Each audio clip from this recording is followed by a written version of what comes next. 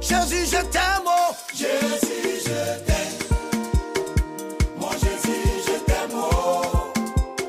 Fais-moi bisou, oh. Jésus, je t'aime, oh. Jésus, je t'aime. Mon Jésus, je t'aime, oh. Fais-moi bisou, oh. Adonai, je t'aime, oh. Hachada, je t'aime, oh.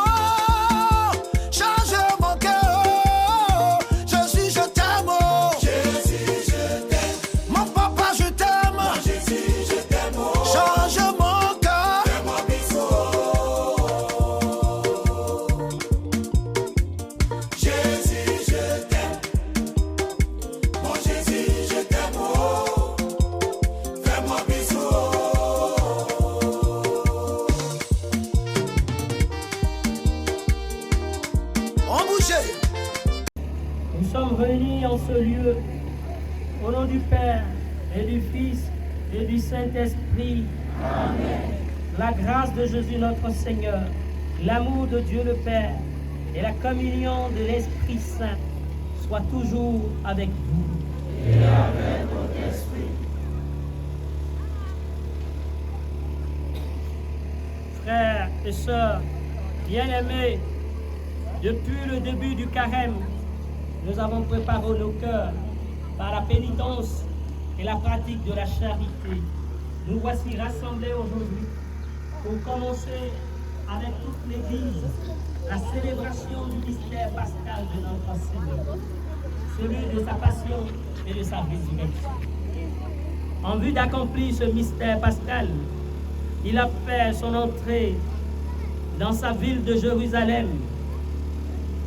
Montons tous notre foi et tout notre amour à rappeler maintenant le souvenir de cette entrée de Jésus, notre Seigneur, et suivons le Seigneur, afin qu'associés par grâce à la croix, nous ayons part à la résurrection et à la vie. Prions le Seigneur. Soulevez les rameaux, s'il vous plaît.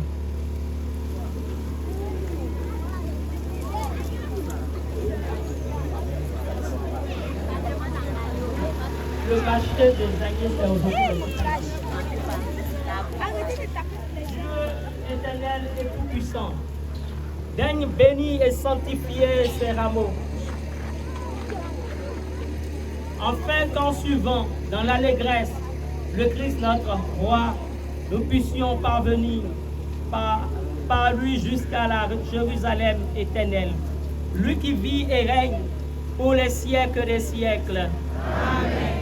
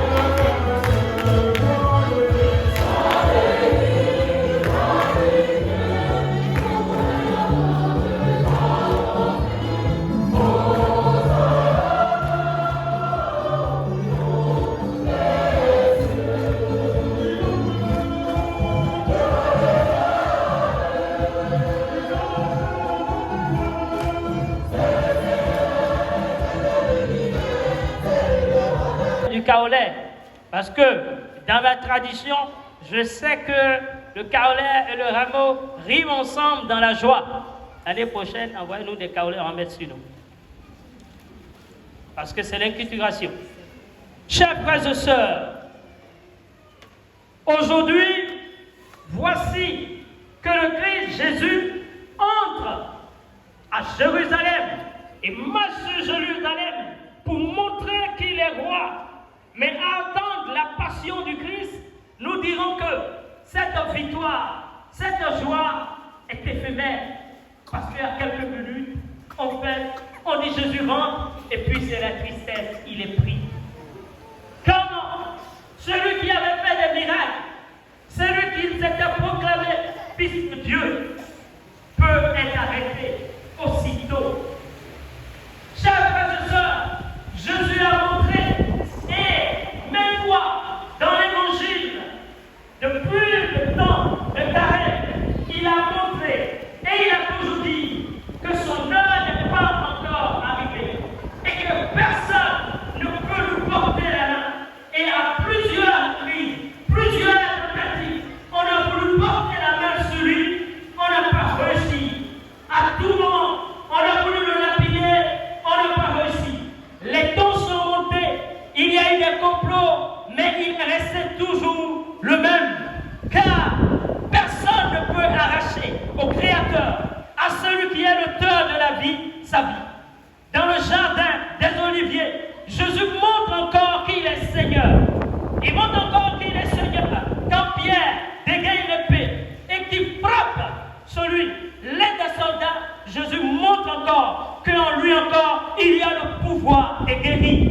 Et il lui donne la guérison. Il a dit que qui cherchez-vous? Et personne ne pouvait. Et tous étaient par terre. C'est parce que l'heure fixée par Dieu est arrivée pour que s'accomplisse la mission. Et non la faiblesse, mais c'est la mission. La mission, d'abord, la grande bataille de détruire la mort et de détruire Satan lui-même, qui est l'adversaire.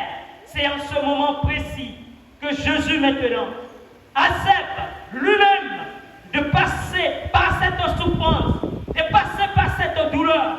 Il est abandonné partout. Les apôtres sont partis, mes frères. Il n'y a plus personne. Et Saint Paul rappelle, tout m'ont abandonné. Seul Dieu m'a défendu. Seul maintenant le Père. Le Père qui reste silencieux dans cet événement où le Fils est conduit, où le Fils est malmené.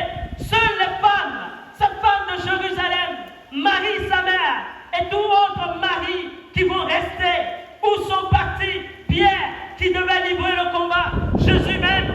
Il vit en ce moment la trahison de Judas. Judas l'a trahi et il répète et il sent cette douleur. Vaut mieux pour cet homme qu'il ne soit pas né. Mais frères et sœurs, combien de fois la trahison, combien de fois la tromperie, combien de fois tout cela nous fait mal. On dit la mort de Jésus, disait un grand écrivain, est une plaie sur le cœur de Dieu. La mort de Jésus est une plaie sur le cœur de Dieu. Alors, je vis dans cette passion. Il continue d'aimer, comme le dit Bénédicte des Secours. Blessé, je ne sais. Chers frères et sœurs, à la troisième chute, le chiffre 3 est important parce qu'il chute 3 fois et 3 fois on lui pose la question et le troisième jour, il ressuscite. Tout est programmé pour Dieu. Oui, Simon va l'aider jusqu'au bout en attendant que Simon revienne lui-même. Car il dit, il a prié beaucoup pour sa délivrance et pour sa libération. Parce que Satan déjà avait gagné son cœur. Et par la prière du Seigneur, il va revenir à lui-même par un grand exorcisme. Et il va faire lui-même sa réminiscence, sa contrition, profond son regret, pour pleurer. Oui, mes frères, à la différence de Judas, c'est le remords total. C'était pas l'argent, parce qu'il pensait que Jésus allait soulever le peuple, que Jésus allait lutter, allait livrer bataille et chasser l'occupant qui est le Romain. Mais ce n'était pas le plan de Dieu. Le plan de Dieu, c'était le salut du genre humain. Mes frères et sœurs, l'évangile de la passion que nous avons entendu, on dit Pilate et Hérode, avant, autrefois, ennemis des gens jurés qui ne retenir aussitôt des amis. Pilate a tout fait pour lutter, pour que Jésus ne soit pas crucifié, pour que Jésus ne soit pas tué, pour que Jésus ne subisse pas. Humainement, il a fait tout ce qu'il pouvait faire, mes frères et sœurs, pour que Jésus soit libéré. Ça, il a joué sa part, sa partition. Hérode, il avait autrefois attendu Jésus parce qu'il voulait le massacrer. Et l'heure était venue pour lui de se venger. À le voir, on dit qu'il était content, mais sa joie n'était pas celle de son cœur. Sa joie était encore superficielle parce que sa joie c'était de voir Jésus périr. Mais Jésus montrait toujours qu'il était le roi. Avec les questions, il ne répondait pas. Parce que la royauté ne se décrète pas. Le roi, on le reconnaît par ses signes et par sa grandeur. Mais Jésus reste toujours Seigneur. Oui, frères et sœurs, durant sa passion, beaucoup ont cru. Voici deux malfaiteurs. Un déjà qui reconnaît que Jésus est Seigneur Dieu, qui se repent. Mais encore, Satan est présent pour faire perdre l'homme. L'un des deux déjà va à sa perdition en condamnant encore celui qui est l'auteur de la vie. Mais je veux ici comprendre que Joseph, le père adoptif de Jésus, n'est plus là. Je vous avais dit un nouveau. Oui, une nouvelle tombe. Mais pourquoi? Dieu ne se tairait pas. Le silence de Dieu se fera manifeste. Tôt ou tard, Dieu ressuscitera d'entre les morts son Fils, Jésus. Il lui redonnera encore la vie pour la gloire. Oui, mes frères et sœurs, revenons à nous-mêmes. Durant la passion du Christ, qu'est-ce qu'il faut retenir? Le complot toujours peut se faire dans notre humanité aujourd'hui. Oui, les hommes se réunissent toujours dans le mal. Les hommes se réunissent toujours dans leur intérêt personnel pour détruire l'autre, pour détruire le régime, la haine dans les cœurs. On parle toujours de réconciliation, mais du bout des lèvres dans notre pays, parce que personne ne veut se réconcilier. Les cœurs sont hainés. Oui, les cœurs sont encore dans les ténèbres. Les paroles se disent, mais les cœurs sont blessés, les cœurs sont malades. Et on se réunit, on fait des alliances quand ça nous arrange. Demain, on se désunit quand ça ne nous arrange pas. Demain, on est contre l'autre parce qu'on l'en veut.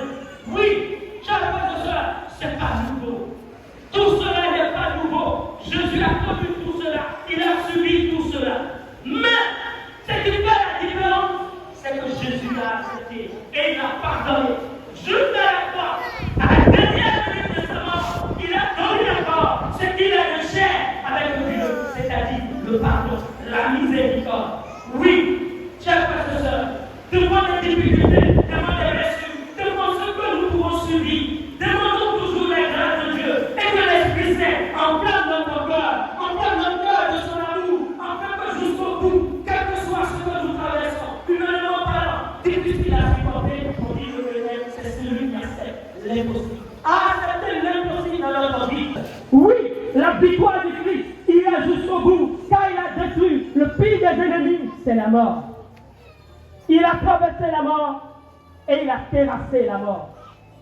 Il a dit auparavant, aujourd'hui même tu seras au paradis avec moi, du au-delà du temps et de l'espace, parce qu'il descend au séjour des morts, à la différence des enfers. Allez à l'enfer et allez aux enfers. Les enfers, c'est le séjour des morts. Et tous ceux qui attendent, il va briser le mur des mélanges, il va briser ce béton et les arracher. C'est pour cela, au matin de Pâques, on nous dira ce qui va se passer. Si nous-mêmes notre mort, car nous avons été pressés, nous avons été blessés, nous avons été touchés par le péché des origines, nous sommes marqués. Si la mort nous détruit, la promesse de l'immortalité nous a été donnée, car nous sommes des êtres immortels par la grâce de Dieu et par le baptême qu'il nous a donné, et Saint Paul le Christ est beau. Tout donc dit qu'il ne touche pas.